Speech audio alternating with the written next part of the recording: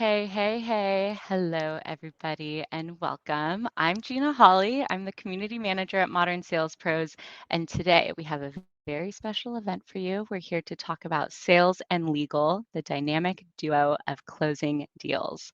Super excited to get started, but before we get started, let's get to know our panelists a little bit better while everybody's signing on. So, all three of you, and I'm going to hand it off to Logan first. What is the best day that you had recently? Ooh. Yeah, so the best day that I had recently, I reside in Minneapolis, Minnesota. We've got some beautiful scenery, contrary to popular belief, in northern Minnesota. I was camping this last weekend with my fiance around the fire. We look out over Lake Superior, and the moon was like the deepest orange color that I've ever seen. Went down to the beach, and we just kind of got to behold that together. So, really cool moment. That sounds really special. What about you, Yeah. Tanner? So we had a pretty cool thing about a week ago where we actually had our first baby girl about a week ago. So we Congrats. are thank you. So it's fun. I have two boys. One's 5, one's 3. So having a little girl has been a nice change. She's about a week old now. So that's been my favorite day for the past little while. That's pretty big. I don't know. Colin, can you beat that? I cannot. No, absolutely not. Wouldn't even That's tough. try to. Tough. I'd say, a great day that I had recently was just went out for a nice drive over the weekend and just kind of drove around and drove through some nice areas. And it was a pretty day, which wasn't humid, which is been pretty rare this summer here in Boston. So it's really nice to just unwind and just spend time out of the house, just kind of not doing much at all. But again, that is often very nice. I love it. Appreciating the little things and the beauty of nature. All right. Well, thank you all. Let's get started. So, today, again, we're here to talk about the dynamic duo of sales and legal with these amazing speakers. And we're super excited to get into the content. But before we do, just going to tell you a bit about Modern Sales Pros. So, for those of you who aren't familiar, MSP or Modern Sales Pros is the world's largest and highest quality community for those in sales management, sales leadership, sales and revenue operations, sales enablement, and the related disciplines. Our mission is to create an environment for our members to answer the toughest revenue questions. So, if you're not a member already, you should definitely join. We have amazing events like the one you're about to experience, as well as in-person events and much more. So hope you join. Talking about events, we have two really, really cool events coming up that you definitely won't want to miss. If you're going to be in San Francisco for Dreamforce, you definitely have to come to our happy hour. It's going to be wild. We've done these every year that we've been able to. So we're excited to get back to it this year. And then in October, we just announced our summit. So RevX Fest, or Revenue Excellence Festival, is going to be 3 days, 20 events, and over 70 high caliber speakers. So I'll be dropping the sign up links in the chat in a bit. But this event here wouldn't be possible without the sponsorship of the amazing Malbec. So I'm going to hand it off to Logan Payne, who's just going to say a couple of words about Malbec. Yeah, absolutely. Thanks so much, Gina, and thanks everyone for being here today. A little bit of background on Malbec. So Malbec is a modern cloud contract lifecycle management solution, or CLM for short. And if you've interacted with contracts at some point, you know that the goal of a CLM is to really unite the enterprise under one platform for all of your contracting needs, from contract request and authoring to reviewing to negotiation and execution, all in one solution that allows you to unlock the power of all the contracting data that comes from these various stages, whether it's meeting obligations, making sure you're on top of renewals, and more, all while integrating with tools, and for purposes of this conversation between sales and legal, integrating with tools such as Slack, HubSpot, Salesforce.com, and more. And I'm sure we'll be able to get into the meat and potatoes of CLM a little bit more as it pertains to this conversation. But that's Malbec. Thanks so much, Logan. You heard it from the expert first. All right, so excited to dive in, but first let's go over some housekeeping notes. This event is going to be recorded, so don't worry, don't take all your vigorous notes. You'll be able to access this recording and the key takeaways on our previous events page on our website, and I'll also be sending you all an email afterwards. Second, if you have a question for our panelists, please use the Q&A function that's on the top right corner of this screen. So Tanner, who is our moderator, can get them answered and ask all of our amazing questions to our panelists. So Tanner, who is a longtime friend and very valued member of Modern Sales Pros, he's going to be our fantastic moderator for this event, and I'm going to pass it off to you now to introduce yourself and get started. All right. Thank you, Gina. Super excited to be here today, everyone. Big fan of MSP. Been doing it for a long time. Whether it's an attendee, a community member, kind of the whole gamut here. So super excited. As we're diving in, just as by way of a quick intro, my name is Tanner Lacey. I'm currently the Director of Growth and Revenue at a company called Silk, where we're a digital freight forwarder. Previous to this, I was a co-founder of Spiff, which is a sales commission platform, sales performance management platform. So had a great time. Obviously did a lot with MSP back then, but I'll give it to maybe first Colin for you to introduce yourself, Logan, if you want to follow up, and then from there we can dive into the material. Thanks very much, Tanner. Really happy to be here. My name is Colin Levy. I am Director of Legal and Evangelist for Malbec. So I am their lawyer. I also participate in a lot of webinars and podcasts, trying to help educate, inform, and inspire others with respect to legal tech. And for purposes of this webinar, contract management, which is something I definitely have struggled with in prior roles, given that I did not have access to a tool such as the one that Malbec provides. Yeah, Awesome. Logan Payne here. Just over 2 years of quota carrying experience, and about 9 months of those are at Malbec. Previously, he was at a fast growth cybersecurity company out of Minneapolis, where I was an SDR and worked my way into an account executive role. So really excited to glean some of my insights and learnings from contracting Payne and inject that into this conversation today. Love it. Thanks, Logan. Thanks, Colin. Super stoked to have this conversation with you guys. And as kind of to set the stage, right? What we want to hit today a little bit is like there's kind of this friction, whether it's talked about or not talked about, between legal, sales, and there's also different ways where some people do approach it, other ways that people don't approach it. And with some experts in here, and as well as some experience with that myself, I'm excited to see where we can get to with some different takeaways for our audience here. As well as how to get through some bottlenecks and how to make sure we don't create too many enemies on the sales side, at least, as we're trying to get things through the door.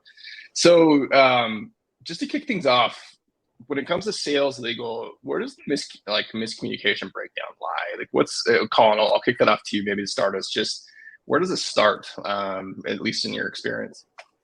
Sure. So I think, one of the major issues that tends to lead to miscommunication, or frankly a lack of communication between legal and sales, is legal sometimes operates or either unintentionally or sometimes even intentionally as if they're in a silo, as if they're kind of the only group that matters. And what that leads to is it leads to a lack of transparency about what legal is doing, what they're actually working on, what, say, the status of an agreement is, what possible issues there are, what have you. And so I've often found in my experience, the way to really kind of develop a good relationship with sales is to just be upfront and transparent with them about what you're working on, talking through them with kind of things you're working on relating to deals that they've sent to you, where potential issues are, why they're issues, and what your plan is to move forward and resolve those issues. Because the last thing that sales wants to hear from legal is saying, yeah, we have a problem. I don't know how we're going to get through this. This is, going to be a problem. Essentially, you're saying no. And so what you really don't want to do is say no. You want to find a pragmatic way forward. And I really think it's incumbent upon legal to be collaborative. And that's how you can overcome a a lot of the miscommunication issues that often result between sales and legal. Yeah, I think that's interesting, right? I think one thing I've noticed, just to kind of build off of what you said there, is in sales, we really want to say yes. And every time I deal with legal, I feel like they actually kind of want to say no, right? It's like when we're this thing, and I think everyone's trying to get to the same goal, but the way we think about it and the way we push to it, legal goes to school and is very smart and makes sure they know when to say no. When in sales, we're doing everything possible we can to say yes, because it's our quota, it's our livelihood, right? So yeah, I think that's a really good call out. I would just add, sorry, I can't help it, but I would just add that I think, smarter in-house legal knows how to provide a way forward. It may not be saying yes or no, but it's providing a way forward that potentially will get you to yes. Because as long as you can provide that is far better than simply just saying no. Because lawyers are trained kind of to see risks and evaluate risks, and that's fine. But you have to see those in context of the business and what is a risk for the business and what is something that could be a risk for a different business, but not necessarily for this business. So context is important as well. Love that. A progressive no. I like that a lot. Logan, I mean, I'll kick it to you. Like, what would you kind of add on here from your experience on the sales side? Yeah, absolutely. So from a seller's perspective, communication may break down in a number of ways. And I think I'd be remiss if I didn't qualify my answer by saying, of course, this likely will vary from organization to organization, right? But the way that I've perceived this in my career is due to competing priorities between various sales and legal functions, right? As we've already kind of alluded to, what is the legal person's priority at their organization? It's risk mitigation. How do I protect my organization's interests, protect the quality of revenue, preventing rogue sales reps from taking old solutions agreements from a previous deal and slapping it onto a new one? The list goes on, right? Whereas sales' main priority is, of course, accelerate time to revenue. Like, how fast can I close a deal? How fast can I get to yes? Right. And so when you begin from two different starting points, you're coming from two entirely different contexts, whereas the salesperson is just trying to get the deal done so they can move on to the next one. And a legal person is really focused on protecting the organization's interests. And so those are two different starting blocks.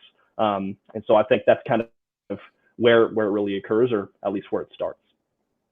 Yeah, well, that's a great call out. I think it's, I don't know. It's funny. I've done a few of these, and it always feels like there has something to do with misaligned priorities with sales. I don't know if sales is the problem or if everyone else is the problem, right? But yeah, that's super interesting as far as the perspective you put it there, with just the competing priorities. Where I think in a perfect world, and Colin, maybe I'll kick this to you. I don't think they're meant to be competing. They're just different, right? Would you agree, and like maybe add anything to that, Colin, from your experience? Yeah, absolutely. I don't really think they're necessarily competing. It's just different ways of seeing the same set of priorities. They're different lenses through which you can view things. Legal certainly is typically viewing things through the lens of risk management. I wouldn't even say mitigation, more like just managing risks and figuring out which ones are acceptable and which ones are not. And for sales, they're just trying to kind of move things forward, because they do often have a quota. They want to meet that quota for sure. And also they kind of don't necessarily understand, and that's not their fault. It's just they're not trained to understand some of the risks that are inherent in certain agreements or deals. And so that's partly why I see my job, and why I would suggest for other lawyers that their job is to try to educate the sales team on what are potential risks and why they're risks. Because I feel like the more you can empower the sales team with knowledge and understanding about why you, the legal department, are doing what you're doing, the better they'll understand kind of why you're responding a certain way or why you're asking certain questions. And that can be really helpful, I think, for forging a more productive, collaborative, long-term relationship. Do you feel like over the last 5-ish years, however long you've been doing this, that it's changed? Do you feel like it's progressively gotten better, progressively gotten worse? Like, what's it looked like over your tenure? I've been doing this for decade plus at this point, and I would say that I've gotten better at it. I've gotten more collaborative and more proactive.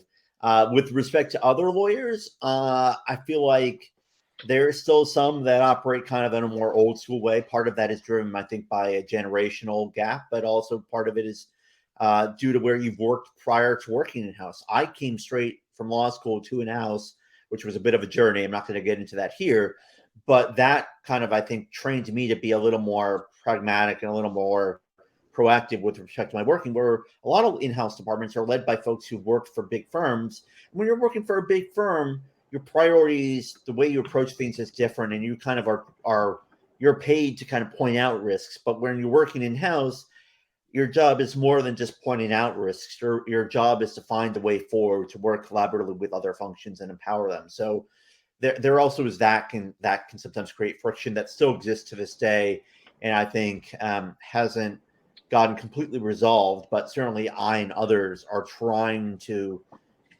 bring about some change through a change in culture and also a change in how they approach technology tools as well. Yeah, that's actually, a perfect segue into like what I've been thinking about next, and what I'd love to discuss here is, for me, over the past 7-ish years of being in this role, I have seen a progression, seen it progressively get better. I think it's because collaboration is becoming easier across tech tools, right, or technology that we have access to. So, Logan, I don't know, you went in and out there. I'm not sure if you can still hear us, or if you're still there, but I'm curious on your thoughts on like what's the most important thing to do with your tech stack today to kind of decrease these silos?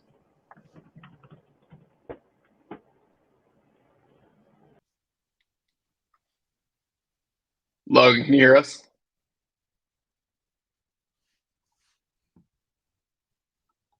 All right, Colin, I'll kick it to you then. Sure. Well, I would say first and foremost, an Excel spreadsheet is not the way to manage transactions or agreements. It just is not. I've done it that way. It's time consuming. It's problematic.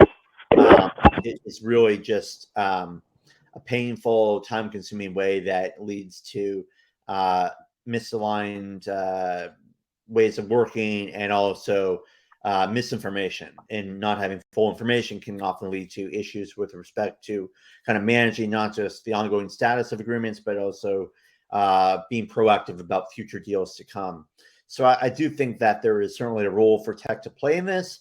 And I also think that it's kind of incumbent upon in-house lawyers to be aware of technologies that can possibly help them work better and be more aligned to the priorities of sales and other functions. So I'm curious, let's say you hop into like a pretty new startup, let's say a Series A startup, right? You're setting the ground function or the groundwork for having a legal department. What's the first thing you do? Let's also assume you don't have very much budget, right? Like, what's the first thing you do to get in there to try to set up the stage? Sure. So the first thing you do is figure out how things are currently operating, where the pain points are, and what an ideal outcome will look like with respect to your processes and how you work. And use that information then to guide you with respect to how to improve things, whether it's through process improvement, more training, potentially a tech tool, or quite possibly just making better use of your existing tech tools without having to spend budget on a future tech tool. I often think that people often go running towards the shiny tech tool when sometimes it's just a matter of improving their existing processes and making use of their existing tech stack better. Is there like something in mind? Like, would you use like a management tool, like an Asana or a ClickUp or something? What would you kind of do if you Yeah, did bare I think bones? certainly lawyers are in some ways notorious for not managing projects very well. So certainly a tool like Asana could be really helpful for just simply managing projects and understanding what's going on without kind of needing to engage in a long, hard to understand or follow email thread. Perfect. Awesome. Thanks, Colin. Logan, I think we got you back now, right? Yep, you got me back. Can you hear me? At least it's a little quiet on my end. Colin, can you hear? I can hear you. Okay. Perfect. So yeah, Logan, curious, just kind of adding on there, again, tech stack, you're getting started. Like what's important, and like as it progresses, how can you make it progressively better in your opinion? Yeah, absolutely. Yeah, and again, just kind of from an AE's perspective, I think I don't want to go as far as to say we're completely allergic to learning new technologies, but the one common denominator with AEs is we know CRM typically pretty well. We know how to navigate Salesforce. We know how to navigate HubSpot. And so when we're talking about accelerating a deal, marrying an effective CLM with the CRM that's likely already in place at your organization, that's where some real magic can really happen between sales and legal.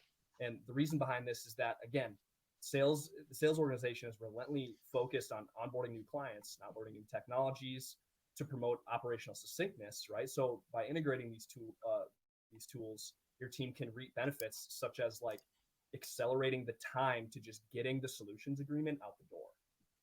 I think we've all experienced that pain, right? Where you have to go to legal, you got to request like even something as simple as a mutual non-disclosure agreement, or order form, a solutions agreement, right? So accelerating that time to just drafting a contract. With the CLM and CRM integration, this might include less burden on legal and overall just quicker time to getting contracts out the door. Second might be like increased contract visibility for all parties. That's another one that really frustrates a lot of sales professionals. In some organizations, you might just kick the contract over legal, and then they say, "We got it taken care of. Don't worry about it." And then it's basically, from a seller's perspective, it might seem like a black box, right? And so marrying, again, the CLM and the CRM, increased contract visibility for all parties. You can maintain speed and accountability by always having a line of sight into where the contract is, whose desk is it really on. And then finally, reducing negotiation round trips. So keep the negotiation moving along quickly so we don't lose sight of the value that your product or service is providing for the customer. And then, of course, beside CLM and CRM, finding a CLM that also supports your e-signature tool that you already have in-house is also really critical for when that negotiation is done and you want to get that contract out the door. So that's how I would kind of answer that. Yeah, there's a lot there. Right? I think it's always been interesting to me, like how deeply you can dive into this process. There's so many tools out there, so many things that we're already using today. But it's pretty. I mean, it's not, funny is not the right word, but it's interesting that it's such an issue with so many organizations, right? Like I think it progresses and things change. Like in the early stage, I remember legal was pretty much us, like making judgment calls to a point where it gets layered on. But oftentimes the tech either gets put in late, doesn't get installed well, doesn't get adopted well. And so it's interesting hearing from you guys who I would consider experts on this, the right ways to do it. But curious, you said something in there, Logan, that was really interesting around round trips, negotiation round trips.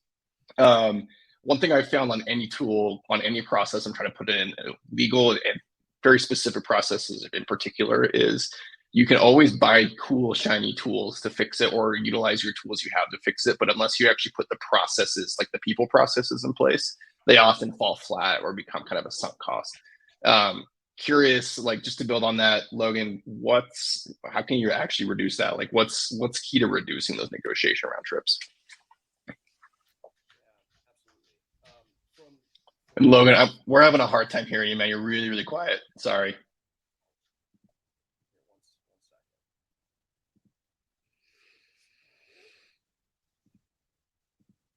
How about this? Are you able to hear me better with this?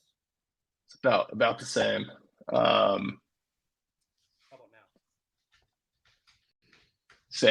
Same on our side.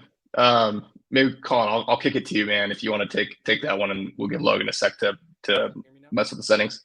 Sure. So I'll start with a little kind of just tale from my past where I was working on an agreement, and it was a fairly complex one with multiple moving parts.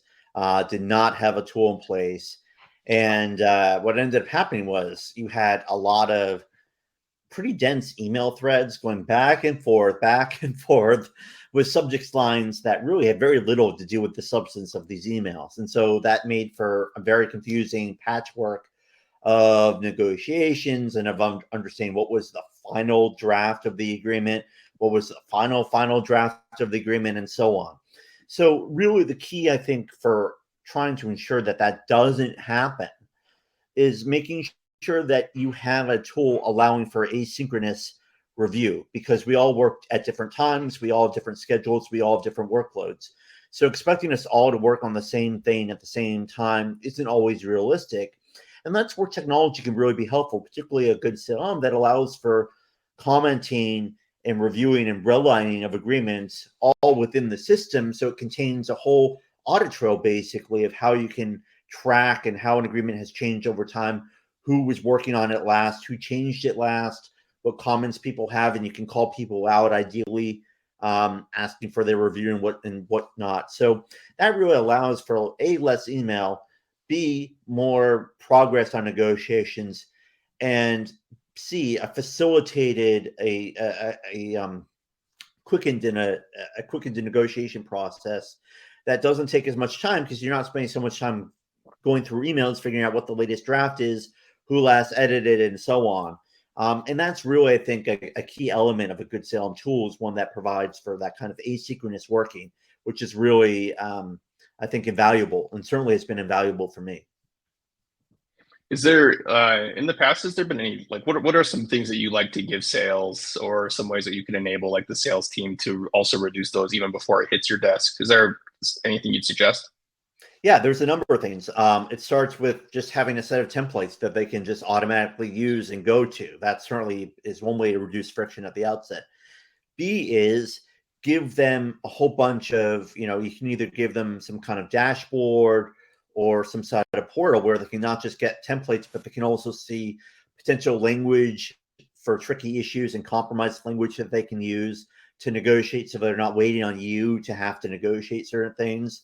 So those are two ways in which I think you can facilitate a faster, quicker sales cycle, is through basically empowering with knowledge and tools the sales team. And I've always found that the sales team really loves it when you try to give them more information and more insight into how you're working, and so that they don't have to bother you, number one, and number two, they're not waiting on you for something. Yeah, I love it. I've always found that when it comes to friction inside companies, right, oftentimes the root problem is a lack of empathy.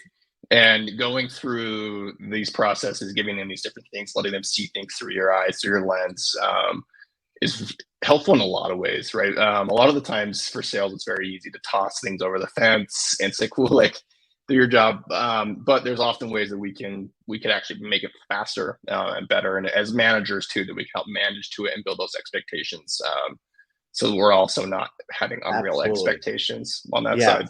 For sure. I think empathy is precisely the right trait that legal should have for other functions. Is we're all just trying to do our jobs here. And the more we can understand what our individual jobs are, I think the better off we'll be, both from a understanding perspective as well as a collaboration perspective, because we all know what we know and we don't know what we don't know. So we all have a lot to learn from each other. And the more we can listen and learn and do less talking, I think the better off you can have when it comes to a good sales legal relationship. Awesome, Logan. I'll kick it to you, man. Let's see if we can. We'll see if we got your mic figured out here. I can't hear you, brother. I'm sorry. It looked like you had something really good, though. No, I will say tech is great when it works and not so great when it doesn't work. And yeah, I'm sorry, Logan. It looked like you had something really great to say. I was eager to hear what you were going to say. At the very least, you look really, really good saying it. So, yes. So I mean, Logan, we'll let you kind of keep playing with that there. Sorry about that, man. I don't know what's happening. I know Gina's on the back end helping you with that, but so Colin, I mean, we've kind of talked about this quite a bit, but we're talking about reducing the negotiation round trips. Let's actually get really specific on like breaking down these silos. I think we've talked about a lot of different ways. Like, what's the most important thing? You have one thing you can do. What's going to be the biggest thing to break down these silos? I think is going in when you're talking about an issue, understanding that issue may seem like a legal issue, but it's also a business issue. In other words, every legal issue is also a business issue.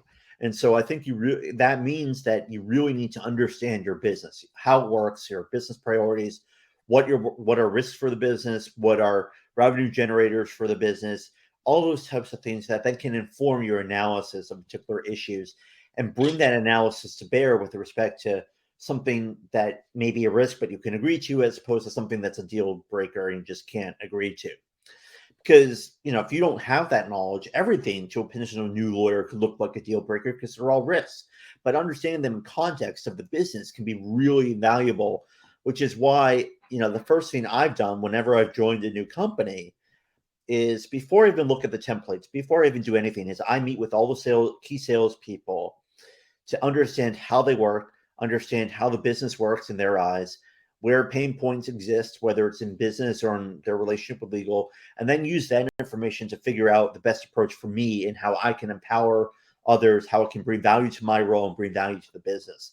So having a really thorough understanding of the business itself is probably the best thing you can do to not only forge a good sales legal relationship, but also breaking down that silo that can often exist without you even doing too much between sales and legal. Yeah, I love the sitting down and meeting with them. I would say that some of the most frustrating conversations I've ever had, at least at work, are when you bring a new deal, you bring something you've worked really hard for, and you bring it to the table. And this isn't just with legal. Like, you oftentimes see this with a whole bunch of different groups who are all kind of partnering here, but legal and security are probably the ones you run into the most. And just getting told no, right? And like, it's just, you're like, okay, what do you mean no? Like, we're not going to do this. I think like the fact that you're sitting down, and I think what that helps with, or how that helps, especially from my perspective and my experience, is it gives me a gauge, right? It starts to give me a good feel for like, what are we doing here? And sometimes, like, I think sales lives in a lot of gray, where inherently legal doesn't, right? And like, things are a little bit more black and white. Gray is very scary in legal. And I think that like finding ways to mesh those together is huge as far as breaking down the silos. And I think it's important. Again, silos in my mind happen when goals aren't aligned. I think that, or that people don't think goals are aligned, at least sometimes they're perceived. It's easy for salespeople to think that you are trying to hurt them, but with like getting your agenda where it's like, no, I this is right. Like, this is what my law book said when I went to Harvard, which I've had experiences like that as well. But and on the sales side, you do try to sell the vision, right? Where it's like, no, this is a big client. If we can meet them halfway here, like, what's a realistic liability? We're not actually probably ever going to have an issue with that, but they need it in the writing. It's quite the dance. But I think as long as people can start to see those goals align, it can break that down. Right. Logan, we got you back this time. Yeah, Bueller, can you hear me? Yeah, there you Yes, go. we Sound can. great. Hallelujah. All right. Yeah. So we're talking about breaking down silos between sales and legal, right? Yep. Yeah. You got it. Yeah. A few different things that I had here, as I was considering this question is, as a salesperson, Tanner, I'm sure you can really relate with this one, like viewing sales as a team sport, right? Like, if I go into a sales organization, I'm saying to myself, what are the resources available, quote unquote, to the sales team, right? And that might be a whole variety of things. Likely you would think about like the channel partner team. You would, of course, think about marketing. You might think about some other key teams that might interact with revenue teams in some way or another. But oftentimes legal is, again, kind of viewed as like, I would almost go as far as to say the most vulnerable part of the sales cycle for some salespeople, right? Because again, you're just tossing a contract over the fence and you're hoping for the best, right? So instead of viewing it like that, though, and this is where legal technology is coming in and helping bridge this gap, it's not so much that anymore where you're just tossing it over the fence. It can be more of a collaborative process than that. So kind of changing your ideology, just like your worldview, as no, it is my job as a seller to partner with legal, like in this part of the sales cycle as well. Like, and I know that specifically, like a lot of the sellers that I've spoken with, again, we like to have like control over our little kingdom, right? Again, the reason it might be vulnerable is because we feel that we're just throwing it over the fence and we're not involved in that at all, right? So finding ways to partner with legal, see them as an asset, not just like the no department, but as a strategic business partner that can help accelerate time to revenue. I believe that's absolutely possible. And I think it's possible through just a shift in our mindsets, but also through legal technology, which is why Colin is so passionate about this subject, right? So those are kind of a few thoughts that I have. Yeah, something you said there that was really interesting. That's it's kind of a funny thing you see in sales, right? Is usually you try to bring legal in like the last thing. Like you try to get it all the way to the finish line, and they're like, okay, cool, now I'm going to bring in legal, and that's part of the reason why it frustrates everyone. Is like it's I don't know, it's an interesting just dynamic there that I think you're right. If we can find ways to make it collaborative in the beginning, it actually would speed things up rather than slow it down. Like, no one likes being stuck in the cycles with procurement ever. At least I've never met anyone. So it's and I love it. And if I could plug the revenue operations department really quickly, that's a department. I when I was thinking about this question, I wanted to shout out that department specifically. Whenever revenue operations is involved in a conversation, like we get really excited at Malbec because we understand that they're listening to all these different departments and they're tying them together in really seamless ways to achieve this term that I kind of think about quite a bit, which is operational succinctness. How can I partner with all these organizations, these internal organizations within the greater org to just speed up our processes to make these as smooth as possible, right? And so just a quick shout out to the RevOps folks. You're doing a lot of really good work out there. Real MVPs all the time. Operational succinctness too. That's awesome. I'm gonna write that down. Colin, I want to make sure we leave some time here for Q&A. Logan, I appreciate kind of the breakdown there. I know you probably had some other good things to say in between that we missed you on, so hopefully you got most of it out. But Colin, I'll leave it to you. Like, what's as far as like top takeaways here? What's the thing you hope people walk away with today? So I realize how we're kind of all talking about, the benefits of tech and how great tech is. And I'm certainly, a pretty strong advocate for tech. But I think at the end of the day, what's really important is that tech's a tool. And it's up to each of us to understand what the right tool is for the job. And what that in part means is understanding the people and processes, how those work together, and then how tools fit into that. And you need to do the hard work of kind of understanding the people and process and understanding sort of how things work and how things should work, and then evaluate tools, because otherwise you're just going to be overwhelmed by tools, and all these tools seem like they can just magically solve your problems. But if you don't know what your problems are, then how on earth can you possibly think that a certain tool is the right one for you? So that is one key takeaway I would suggest. And then the other takeaway I would add is, word of mouth recommendations, they're great. We all like it when our friends tell us things about great tools that they're using, but we all operate in different organizations. And so, yes, a friend may have a great tool that they like and works really well for them, but they mean that works well for them in their organization, which may not necessarily mean it works great for your organization, because your organization is not their organization. So I think that's another important tip to kind of think about when you're looking at tech tools, is understanding really what it is you're trying to solve for, which may or may not be what your friend is trying to solve for. Yeah, I like it a lot. I've seen that so many times over and over again, where like tech can solve a part of the problem, right? It can make the problem easier to solve, but it can't do everything for you. Like nothing is more frustrating than having a customer conversation where they're like, hey, it's not working. You're like, no, it's working. You haven't installed it right. And I think with something like this, there's so many different moving pieces when it comes to legal contracts. I mean, this whole process, that I can imagine that's even more important here. On the sales side, I've obviously seen that, but I can imagine from the legal side too, trying to stay on top of all of it, as well as the always changing environment and economics. I mean, in the economy, everything that affects what you're willing to do on the legal side. I know for me, like my top takeaway listening to Colin and Logan, and just from personal experience here has been, like, again, very much in line with what you're saying, but its communication is really, really important, right? And like that's when it comes down to it. Like again, the tool, the process, whatever, building empathy, building rapport, all through communication through the organization, whether it's a 10-person company or a 10,000-person company, like there's only good things that come from that. So awesome. Well, guys, this conversation was great.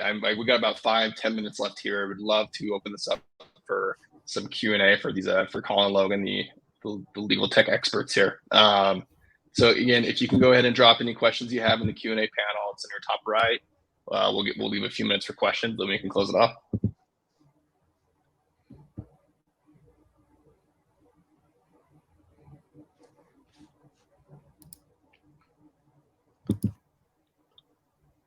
While we're waiting for questions, Logan, I'm curious from your perspective. What do you think is the one thing that sales or legal can do to help kind of build a better relationship? Like, what's your one takeaway or two takeaways? Yeah. The first takeaway that I would have, again, just from my feeble-minded seller's perspective, is just a change in mindset, kind of what I was alluding to, viewing legal as a strategic business partner in the sales cycle. And something I love that Tanner said is bringing legal in, not like keeping them away for as long as possible, making sure you have all of your T's crossed and your I's dotted, but bringing them in as a strategic partner within the cycle, so that both of our interests are really being protected and we're working together, collaborating. Evaluating current processes. I won't linger on that for too long, Colin, because I feel like you hit that really well. Understanding where your specific organization's breakdowns lie, and then evaluating tools in your current processes, understanding the most effective way to solve them. Those are great. Yep, love that. Great as well. It looks like you answered all the questions. It was good enough here that you guys silenced the crowd. So, Gina, I'll go ahead and kick that back to you if you're still there to kind of close us off. Hello, everyone. Thank you so much to our panelists for such a good conversation. So we are about to wrap things up, but I know that Malbec has a very special event coming up. Logan, do you want to introduce us to everybody? Yeah, absolutely. So this is really, what this is meant to be is a 30-minute to hour-long, basically monthly product tour where you can attend this session. It's basically a live demo where you can ask questions ongoing as the product tour is underway. We do this on a monthly basis, so if you miss this, no worries. We're going to have one again in September and the months following. But if you'd like to learn more about CLM, legal technology in general, this is really a great starting point. So we'd love to have you. Wonderful. So thank you so much to everybody for joining in today. And thank you to wonderful Malbec for sponsoring this event and providing this amazing content for our community to digest. So Malbec is doing some awesome things. Be sure that you go to that product tour. I heard that it's great. And again, the key takeaways and recording will be sent to you all right after this event. So stay safe and we'll see you next time. Thanks, everybody. Thank you. All right. Thank you, everybody. Thanks, Gina. Everybody.